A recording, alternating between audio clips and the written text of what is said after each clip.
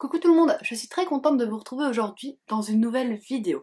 On se retrouve aujourd'hui pour un point lecture. Je vais vous parler de mes 3 dernières lectures. Ce n'est que du thriller.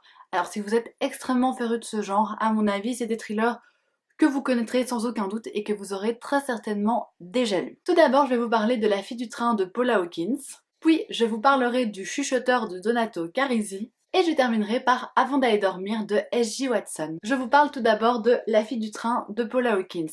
C'est un livre dont je vous ai déjà parlé brièvement dans mon dernier book haul.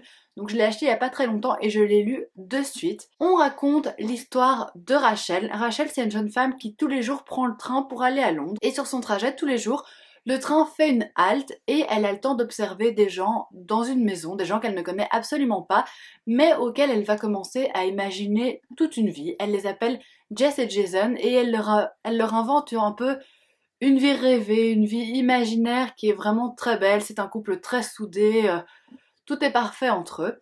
Mais un jour, elle va apprendre aux informations, au journal télévisé, qu'un drame a touché ces personnes. Je ne vous dis pas lequel pour vous laisser un peu de suspense. Et en gros, elle va décider elle-même de mener l'enquête, elle-même de s'immiscer un peu dans toute cette affaire. Mais il faut savoir que Rachel est une personne qui a une faille, qui n'est pas une personne à laquelle on peut faire confiance. Je pense que vous avez peut-être déjà entendu de quoi il s'agit, mais je préfère ne pas vous le dire comme ça. Si vous le lisez, vous avez encore une petite surprise au cas où vous ne le savez pas. J'ai vraiment beaucoup apprécié ma lecture. J'ai passé un excellent moment. Ce qui est très intéressant dans ce livre, c'est qu'en fait, on va avoir une triple narration. Et toutes les narratrices sont des femmes. On a 3 narratrices, donc qui sont Rachel, qui sont Megan, donc ça c'est le vrai nom de Jess, et Anna. Je ne vous dis pas qui est Anna, encore une fois, pour vous laisser un peu de suspense. Je me suis énormément attachée au personnage de Rachel. C'est un personnage qui enchaîne les boulettes, franchement, qui fait que des erreurs, qui fait que des choses non réfléchies, mais c'est un personnage que j'ai beaucoup aimé parce que j'ai éprouvé beaucoup d'empathie pour elle. J'avais souvent mal au cœur pour elle, elle me faisait un petit peu pitié, j'avais vraiment très envie qu'elle s'en sorte. Donc c'est vraiment un personnage que j'ai beaucoup aimé suivre. J'ai beaucoup aimé la voir évoluer, savoir ce qu'elle pensait, savoir comment était réglé son quotidien, elle m'a beaucoup intéressée. Les deux autres narratrices m'étaient un peu moins proches, mais franchement cette triple narration est hyper intéressante parce qu'en fait elle va vraiment permettre de construire l'action un peu en puzzle et petit à petit toutes les pièces vont venir s'emboîter et on va comprendre le pourquoi du comment et c'est super intéressant. Pourquoi ce n'est pas un coup de cœur? Parce que franchement ça a failli en être un, j'ai passé un excellent moment de lecture. C'est parce que je m'attendais à une fin un peu plus extraordinaire. Je trouve que la fin au final est assez classique, elle est un peu... Je m'y attendais pas, hein. Ça je ne dis pas du tout que je m'y attendais, j'ai pas vu les choses venir, mais ça reste assez basique. On n'est pas dans un twist de malade et moi j'aime vraiment bien ça quand je lis un thriller, c'est quelque chose que j'aime beaucoup, c'est être complètement retournée, être complètement surprise. Ici j'ai été un peu surprise, mais au final ça reste assez banal et assez classique. Et c'est ça ma petite déception du livre. Sinon j'ai passé vraiment un très bon moment et j'ai beaucoup aimé ma lecture. Maintenant j'ai vraiment hâte d'aller voir le film. Le deuxième livre que je vous présente c'est Le Chuchoteur de Donato Carisi. Celui-là c'est un thriller qui est vraiment hyper connu et qui est hyper connu pour être très bon. Donc j'étais impatiente de le lire. Ici on va se pencher sur une enquête policière. Donc c'est pas du tout le même style que dans La fille du train parce que dans La fille du train c'est une personne lambda qui mène l'enquête. Les policiers sont vraiment relayé un peu au second plan, on en parle mais assez anecdotiquement. Ici, on est vraiment dans l'unité de police qui mène l'enquête et donc c'est un tout autre regard, c'est un thriller que je trouve d'un tout autre style. C'est beaucoup plus sombre. En fait, le point de départ de l'histoire, c'est qu'on retrouve le bras gauche de 6 fillettes dans une clairière. On connaissait le prénom de 5 jeunes filles qui avaient disparu, donc on se dit que c'est sans doute leur bras à elles. Mais la 6e fille qui a disparu, on ne la connaît pas, pourtant on retrouve son bras. Et à partir de là, les policiers vont commencer à enquêter pour essayer de comprendre qui a fait ça, bien sûr. Et en fait, ce qui est excellent dans ce livre, c'est qu'on est vraiment transporté d'un point à l'autre, mais on comprend pas ce qui nous arrive en fait. L'auteur joue tellement bien avec les nerfs du lecteur et également avec les nerfs du policier. En fait, les policiers se font chaque fois emmener sur des fausses pistes.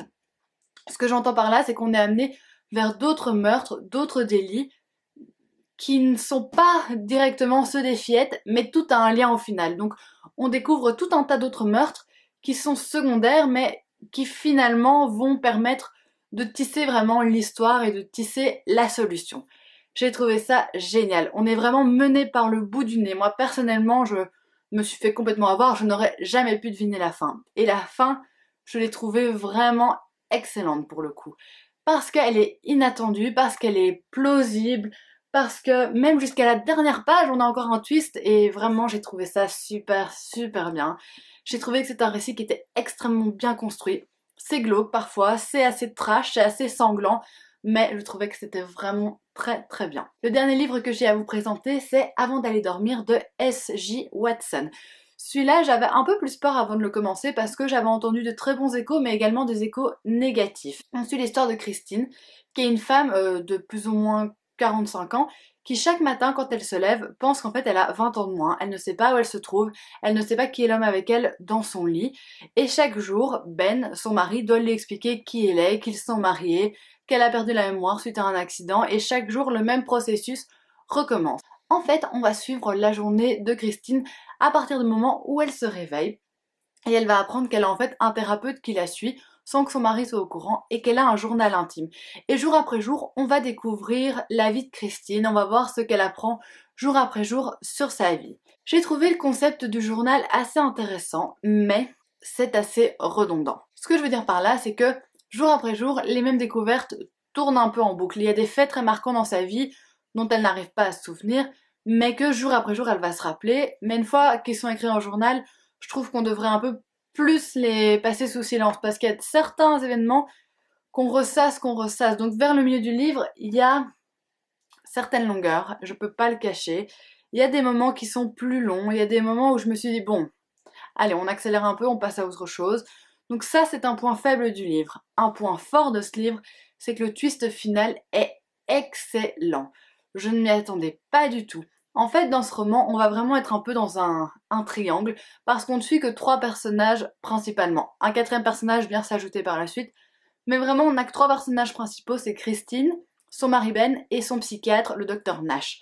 Et entre ces deux hommes qui l'entourent, on sait jamais très bien si on peut se fier à eux. Des fois on se dit oui c'est bon, tu peux lui faire confiance, des fois on se dit il serait pas un peu louche, et Christine a exactement les mêmes réflexions que nous. Au final, le twist final est génial, franchement je ne m'y attendais pas, je ne l'ai pas vu venir, ça m'a fait un coup au cœur, donc ça c'est tout ce que j'attends d'un thriller, franchement. Je ne demande que ça quand je lis un thriller, donc ça m'a vraiment beaucoup plu. Par contre, j'ai trouvé que l'extrême fin du récit est un petit peu cliché, et ça m'a un peu dérangée. Voilà, la toute fin, je trouve que c'est un peu bateau. Voilà, c'était tout pour mes trois lectures. Donc comme vous l'avez compris, ça a été trois bonnes lectures. Franchement, pas de déception, à part pour Avant d'aller dormir, pour lequel j'ai trouvé qu'il y avait quand même quelques défauts. Les deux autres ont été de très bonnes lectures. J'ai été très contente d'enchaîner ces trois thrillers que j'avais envie de lire depuis longtemps et qui franchement ont été plutôt pas mal. Maintenant, je vais tirer au sort le livre que je devrais lire d'ici mon prochain point lecture. Le suspense. Il s'agit du troisième jumeau de Ken Follett. Je suis contente de l'avoir tiré au sort parce qu'il ne me tente pas. Donc comme ça, c'est dit. Il ne me tente pas, donc comme ça je vais être un peu obligée de le lire. J'espère que ça me plaira. J'ai déjà lu deux Ken Follett qui m'avaient beaucoup plu, donc on espère que ça va continuer comme ça. Et voilà, c'est déjà tout pour cette vidéo. J'espère vraiment qu'elle vous aura plu. N'hésitez pas à me dire dans les commentaires si vous avez déjà lu l'un des trois livres que j'ai présentés et si votre avis se rapproche du mien ou pas du tout. Le débat est complètement ouvert dans les commentaires. On se retrouve très bientôt dans une prochaine vidéo. Gros bisous.